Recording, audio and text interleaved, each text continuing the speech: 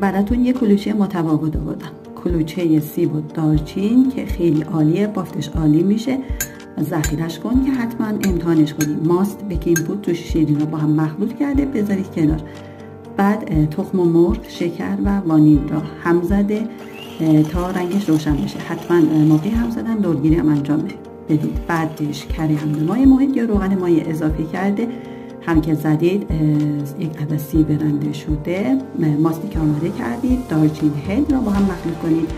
بهش آرد و پودر کاکائو رو مخلوط کرده تا مواد کمی خمیری بشن. بعد بذارید داخل بهش چیپس شکلاتی و گرد اضافه کنید، بذارید 1 ساعت داخل فریزر.